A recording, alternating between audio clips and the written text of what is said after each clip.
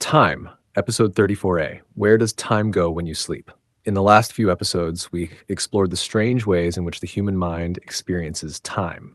We discovered that 5 minutes can feel like forever, that childhood appears much longer than adulthood, and that memories can stretch or compress entire periods of our lives. But every night, we all undergo something even stranger. We close our eyes, drift into sleep, and disappear from conscious experience. Hours pass, the earth turns beneath us, our bodies continue functioning. Yet when we wake up, it may seem as though almost no time has passed at all. At first sight, the answer seems obvious. Time does not go anywhere. If someone falls asleep at 11 o'clock at night and wakes up at 7 in the morning, then 8 hours have elapsed.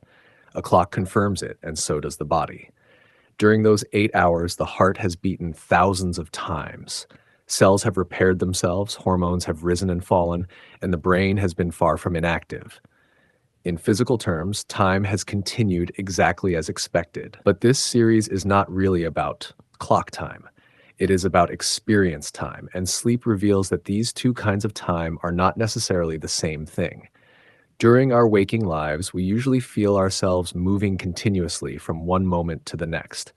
We know that seconds are passing because our thoughts, sensations, and memories form an almost unbroken stream. Sleep interrupts that stream. We may wake in the morning feeling as though the entire night vanished in an instant. Or we may emerge from a vivid dream convinced that we have lived through an elaborate story lasting hours. Either way, sleep demonstrates something remarkable. The passage of time and the experience of time are not identical. Scientists divide sleep into several stages. At the beginning of the night, we drift through lighter stages of non-REM sleep and eventually enter deep sleep, often called slow-wave sleep. During this period, brain activity becomes more synchronized, body temperature falls slightly, muscles relax, and important restorative processes occur. Later in the night, we repeatedly enter REM sleep, the stage associated with rapid eye movements and many of our most vivid dreams. These cycles repeat several times before morning. To a neuroscientist observing electrical activity from the brain, the night is full of structure and change. To the sleeping person, however, much of it may appear to be completely absent. Dreamless sleep does not usually feel like a long period of darkness. It rarely feels like anything at all. People often say that 8 hours of sleep seem to pass in 5 minutes, but perhaps that description is not entirely accurate.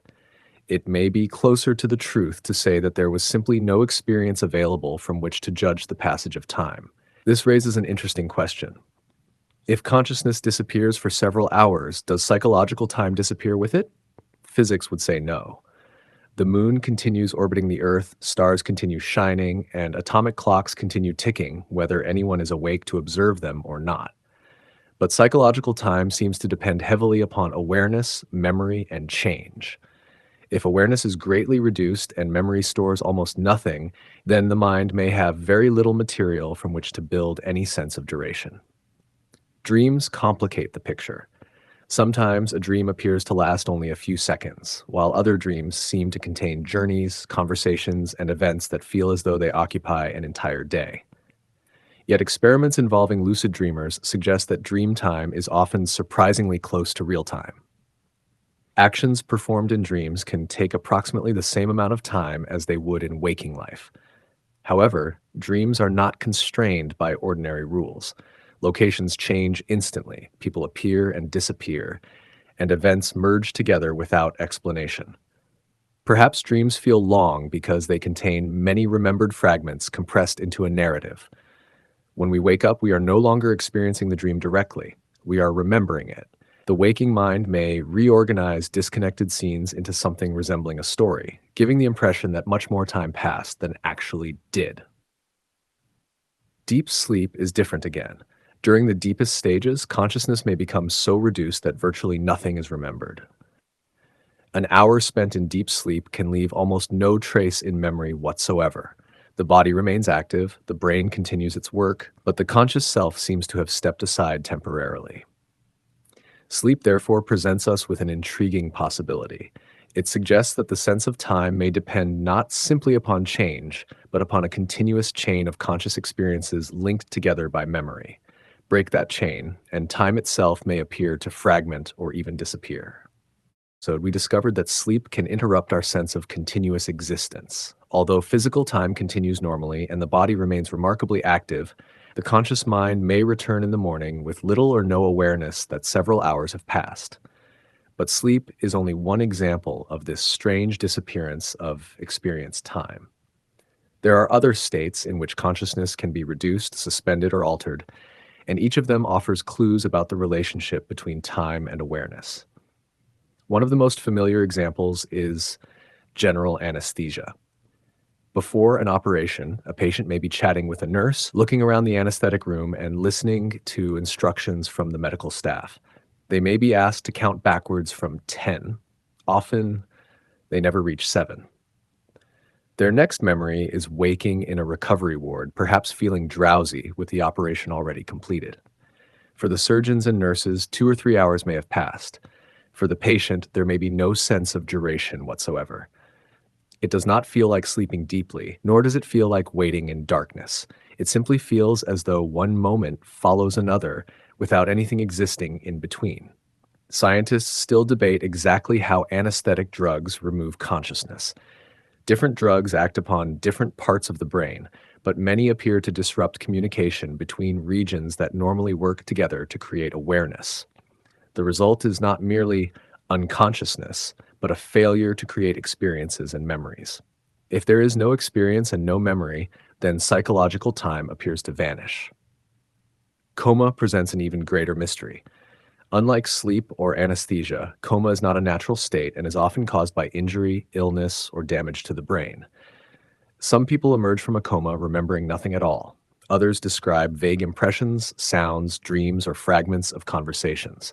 A few report experiences that seem to have occupied weeks or months, even though they cannot easily relate them to real events. Modern brain imaging has shown that disorders of consciousness are more complicated than doctors once believed. Some patients who appear completely unresponsive still show signs of brain activity associated with awareness. In rare cases, patients have even been able to answer simple questions through patterns of brain activity despite showing no outward signs of communication. This suggests that consciousness may not simply switch on and off like a light bulb. Instead, it may fade, fragment, or fluctuate. This raises an intriguing question. If a person spends 6 months in a coma and later has no memory of that period, did they experience those 6 months at all? Their body certainly did.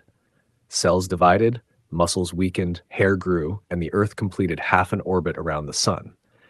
But if the conscious mind retained no trace of that interval, then, from a personal point of view, those months may seem to have disappeared completely. Alcohol can produce another form of missing time. People who drink heavily sometimes experience blackouts. During these episodes, they may walk, talk, and interact with others, yet later remember almost nothing about what they said or did. The brain continued receiving information, but alcohol interfered with the formation of long-term memories. Once again, physical time passed normally, but the personal experience of time became fragmented. Many medicines can also influence our perception of duration. Sedatives may make long periods seem surprisingly short. Certain stimulants can make people feel unusually alert and aware, occasionally creating the impression that events are unfolding more slowly.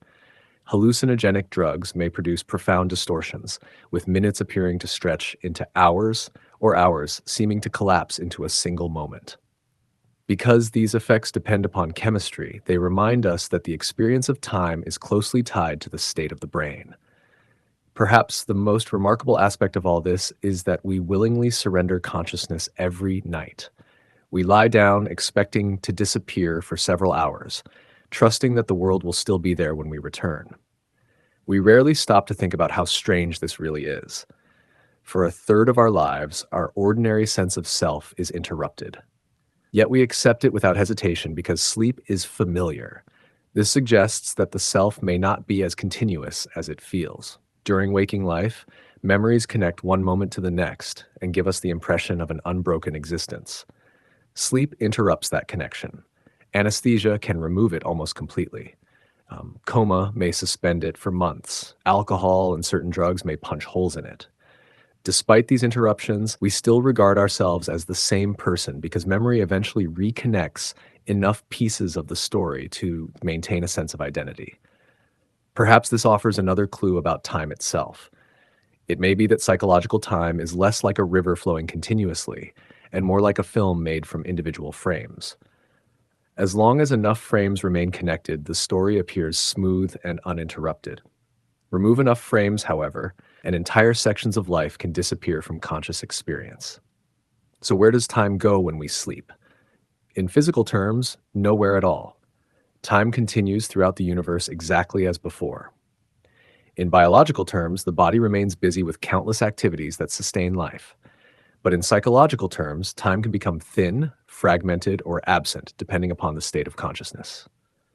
Sleep therefore teaches us something important. The time measured by clocks, the time experienced by the mind, and the time remembered afterwards may all be different. Most of the time, they overlap closely enough that we barely notice the distinction. Sleep reveals that they can separate completely. A person may lose 8 hours of conscious time every night while still participating fully in physical and biological time. Perhaps consciousness itself acts as a kind of clock. When it is present, moments accumulate and form a continuous experience. When it is absent, the clock stops recording, even though the universe carries on regardless. If that is true, then the question is not really where time goes when we sleep. The better question may be this: when consciousness disappears, who is left behind to notice the passing hours? Thank you for watching or listening. If you enjoyed this episode, please like and subscribe. It helps the channel and lets me know that you would like more episodes like this. If the next episode is already on your screen, simply click on it now and we will continue discovering time together.